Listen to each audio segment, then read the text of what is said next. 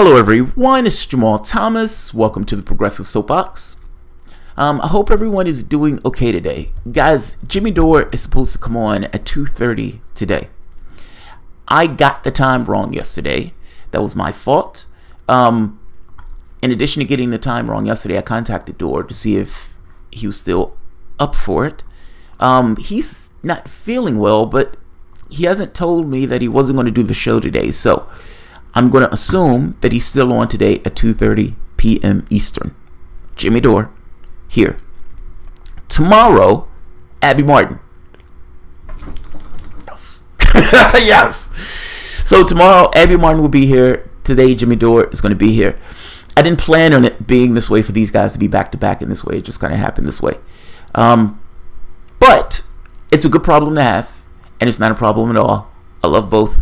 So both of these should go particularly well. I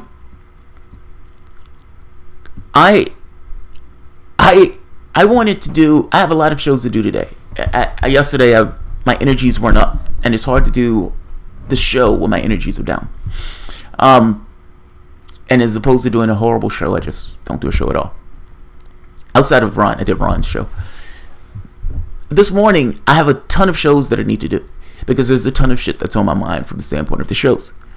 I wanted to start today with Star Trek, because I wanted to give this idea of expansive humanism and this thing of expansive cosmopolitanism. And I was looking for a topic from the Star Trek thing, going with this idea of how some of YouTubers get Star Trek wrong and why they get Star Trek wrong, and how it's difficult at looking at Star Trek within our own lens because it doesn't necessarily fully make sense from the context of where we are. You have to look at it from the context of them looking at us, that we're the maniacs, that we're the capitalistic fascist government as opposed to their government, that yes, they're collective, but ultimately they're more free, seeing as they have their needs. But I was going into all of this. This was the area into which I was thinking.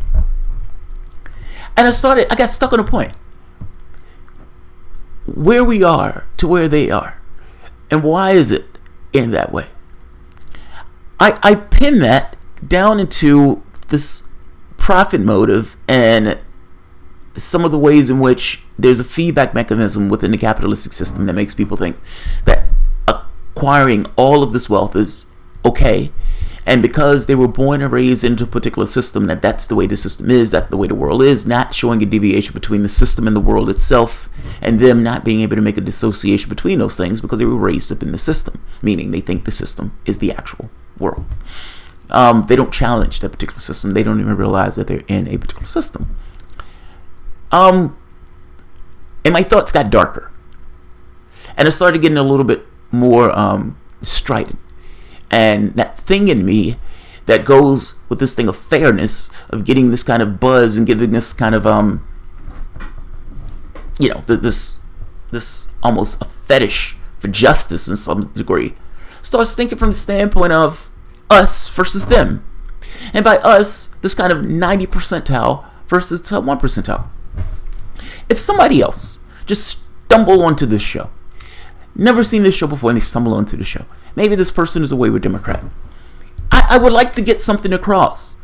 And this argument is not going to be overly long. This argument is going to be just straight to a very particular point. You are under assault. Grab your pitchforks. Because guess what? They've already had their muskets, and they've had their muskets going back to the day after FDR passed the New Deal.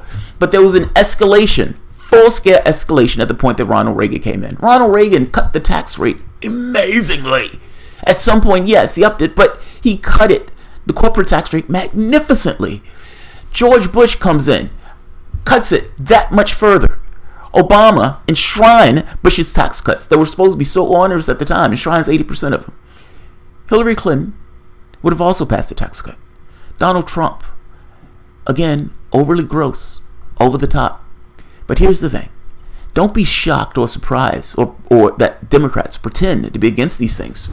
You have two captured parties. The Republican Party was to some degree always captured. The Democratic Party at one point had people that pushed back against this particular thing, this plutocratic thing. But the moment that this party was captured, it went away. I know, and I understand, that having conversations about class always feels a little icky. It feels a little weird. But have you really asked the question of why it feels weird at all to have conversations about class? Why? I do this show with a very specific audience, which means I can be more strident and I can be more sharp in the way I talk about these things. James Baldwin, at one point, he was responding to criticisms from people who were talking about, your book comes across a particular way. And he said it flat, point blankly, I don't write it for you. I write it for my audience. He's talking about the African Americans, the people who are in dire situations, reading his writing. He writes it for a particular audience. Well, same here. I write my audience, or I do this for the 99%. You can say definitely the 90%, but definitely I would argue the 99%. The reason why you don't like talking about class is not because there's something in you that doesn't like talking about it. It's not because you were born with this idea in your head that doesn't necessarily like talking about it. You were raised within a particular system. Your media, the people who you see on the media, the people who you read in the newspaper, the people who you see running for office are of a particular class. They have a particular distinction. In order to be in the political landscape, they've taken upon themselves to just assume that you need to be of the plutocratic class. Nancy Pelosi has over $100 million. Most politicians are millionaires. These guys are of a particular demographic. You can understand that if you are of a plutocratic class, either in media or in politics, you wouldn't necessarily like having those conversations. You don't like people having conversations about why you have so much and why they have so little. It may even make you feel a little particular way of having people talk about why you have so much. It may embarrass you a little. So that's not necessarily a conversation that you want to have. Fair enough. Fair enough. I can't blame a person for having certain incentives that stop them from talking about certain things that advantage them. Fair enough. I think if you have that much money, you should be ashamed of yourself. But whatever. Fair enough. But for the 99%, for the 90%, there is no excuse for you not talking about the class. There is no excuse for you not grabbing your pitchfork. There is no excuse for you having conversations about why they have so much and you have so little. And if the system is organized in such a way that would ever allow somebody to have $100 billion, then that system needs to be challenged and that system needs to be changed, or at the very least, magnificently tweaked. There's no excuse. If the goal of an economic system is to allocate resources to the people in the society as they need it, and yeah, that's a comic book version of it, or a school or philosophical version of it, then we have failed magnificently. And certainly an economic system that doesn't do that needs to be tweaked and needs to be changed. Our political system is captured by cash. The very fact that you don't have these conversations about us and them, the very fact that having conversations about the poor is an outlier. Any conversation about class is off the table. That's an outlier. That's a problem. Having Democratic donors tell Democrats on Democratic stations, MSNBC, saying, if they have this conversation about class, I am going to not give them money. That's a problem. That's called open bribery. You may call it legal bribery, but that's bribery. The same thing on the Republican side. I'm making the point that both of your parties are captured by cash. There is a reason why these modest tweaks takes place. Incrementalism. As opposed to actually saying, how do we get rid of poverty? How do we supply healthcare? How do we ensure people can go to school? How do we ensure people have a decent life? Not a life full of strife. Not a life full of worry. Not a life full of vulnerability. A decent life. Those conversations don't take place because those conversations are based in class. Democrats will rather talk about identity. This person's sexist, this person racist, this person's homophobic. I understand. We can have those conversations, but can we also have the conversations about economics and class? Do you know, in the 80s when Ronald Reagan took over and when he cut it magnificently, one of the things, or cutting that rate, corporations, their profits went through the roof. Top 1%'s profits went through the roof. During Obama, the supposedly progressive president, 95% of the wealth went to the top 1%. That number by itself should be debilitating to anybody within the 99% that looks at that. You have one slice of pizza and one guy takes 95 slices and he tells the other 95 people to say, have at it. And I don't understand why you bitches are complaining about it. I'm a fucking job creator. I'm trickling down. Do you know, in that magnificent tax cut that Donald Trump has, where they continuously said it was going to create jobs and all this other stuff, they took that money and they put that money in either stock options or they put that money in their pockets. Research, studies showing that didn't go to anybody but the plutocratic class, because it wasn't supposed to go to anybody but the plutocratic class. You are under assault. They don't care about you. They're doing this purely for them. The economic system is arranged purely for them. I am not a socialist. I'm not a communist. I'm not anything. I may use those moralities to kind of look at and analyze the capitalistic system, because the capitalistic system doesn't honestly analyze itself. I look at the consequences and the actions of what's taking place in the world. There are homeless populations. There are areas of America that can't even provide goddamn clean water. Jeff Bezos has $130 billion. Certainly, you understand that there's a problem with a system that would allow such a thing to take place. We can't provide clean water on one end. Jeff Bezos has $130 billion. There's a problem with that. There is a magnificent problem with that. This is just the system. This can be changed and tweaked. What I would suggest is that from the standpoint of workers, that you not care about the other class. You not care about the 1%, because they don't care about you. Your thing that you need to focus on is you. Us. Not you as a specific individual, but you as a collective.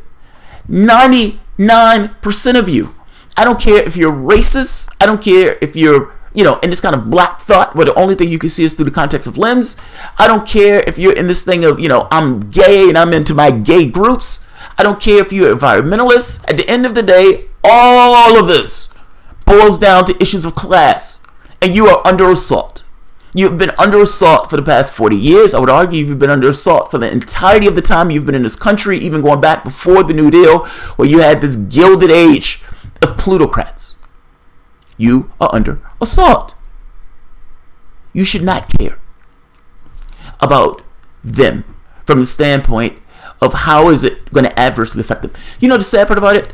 The top 1%, meaning from the standpoint of media, from the standpoint of television, everything that you see, the perspective that you're given is usually from the perspective of the class with means.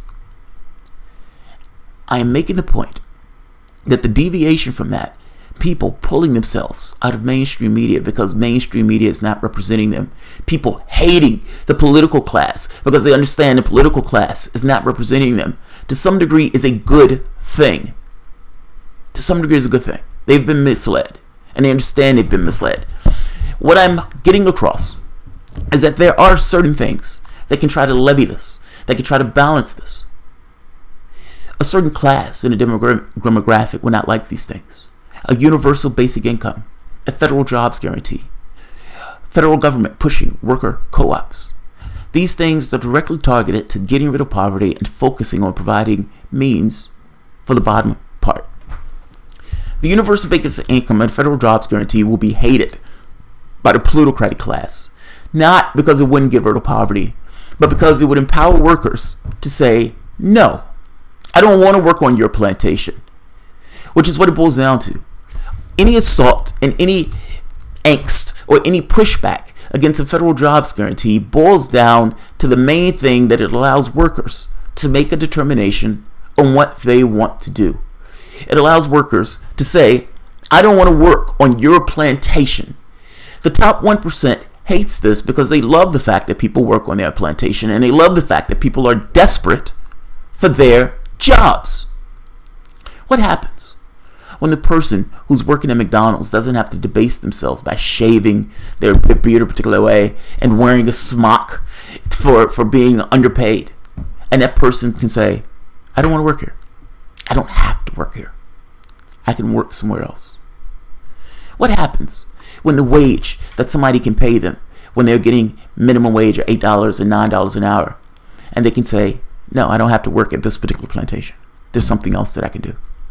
What happens when an artist no longer has to shuffle fries, where he can get a basic income, and in getting that basic income, can put his art out to the world in a way where he's not captured in some kind of private enterprise? The private capitalists hate this. But they hate this because they lose a certain measure of control over the American worker. You shouldn't care. In the same way that they don't care that you don't they don't care that you have the things that you need. They don't care to pay their fair share. They don't care to push politicians to lower taxes more, draining more resources out of the states and the federal budgets. In the same way, they don't care to make sure that you have clean energy. They don't care about your air, that your water. They don't care about any of this stuff. They just want to make their profits.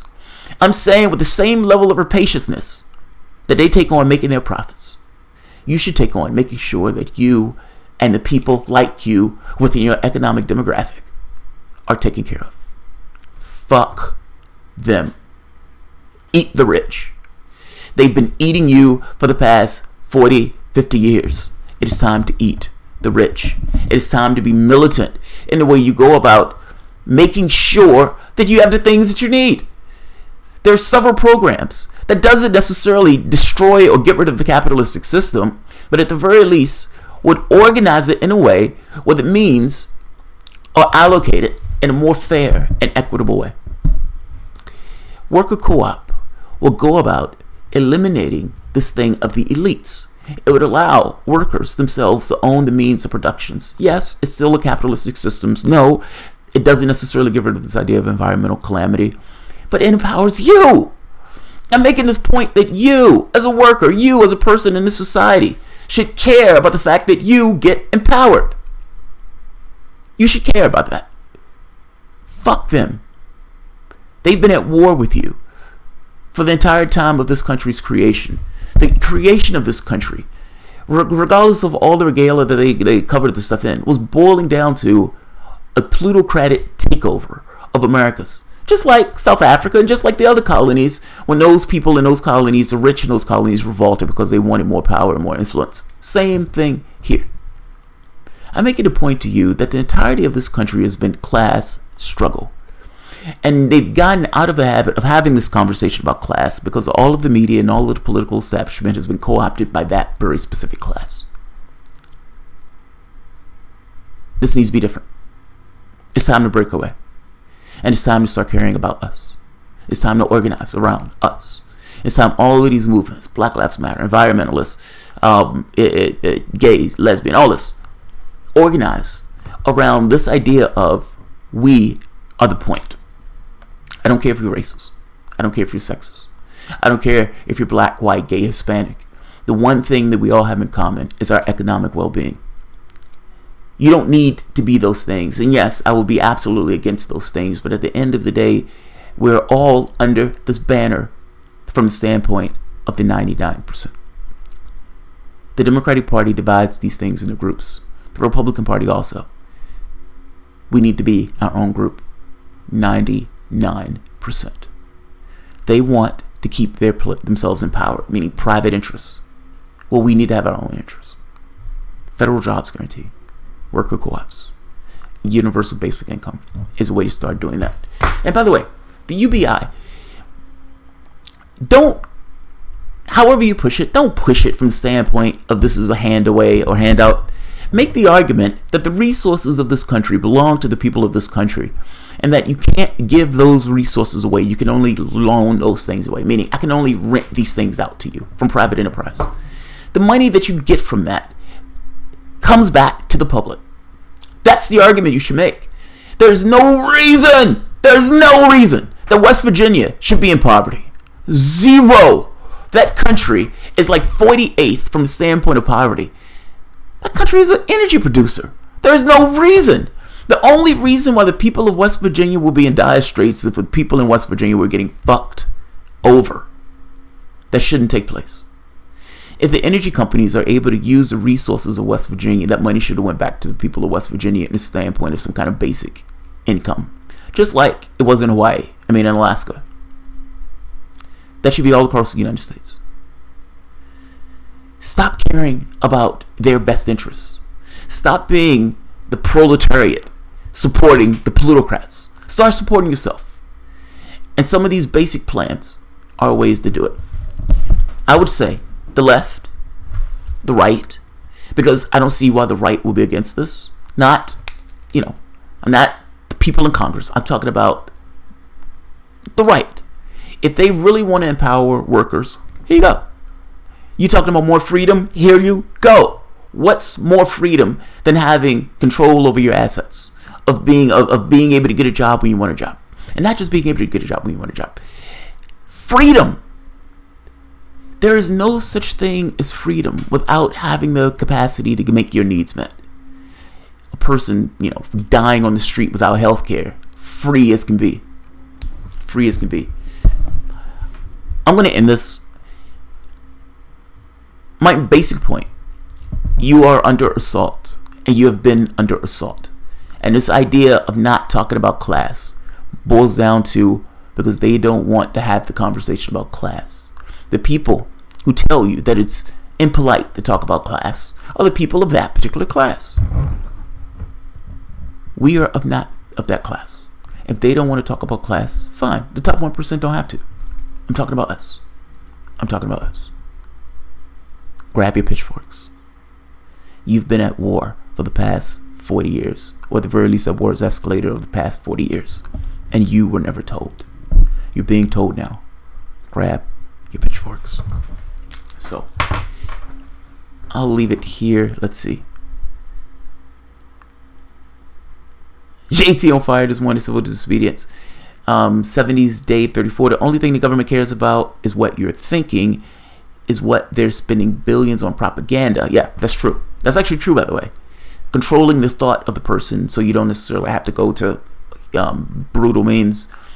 Those are the premium JTs is offering for new Patreon members. The 1% are inherently inhumane. Steven Citron, I love your show. Where's your interview with Jimmy? My interview with Jimmy is going to be here, Steven. It's going to be here at 2:30 p.m. Eastern today. 2:30 p.m. Eastern. Abby Martin is going to be here tomorrow at... Let's see. She's going to be here tomorrow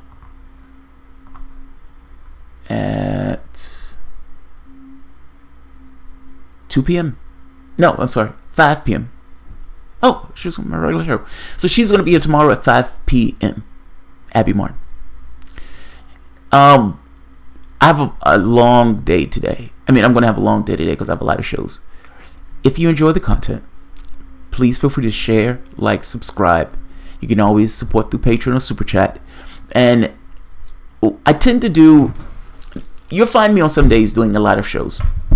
I do that because on days where I don't necessarily feel well or don't feel like doing shows, I feel like the number of shows I do on average compensates for the days I don't necessarily do shows.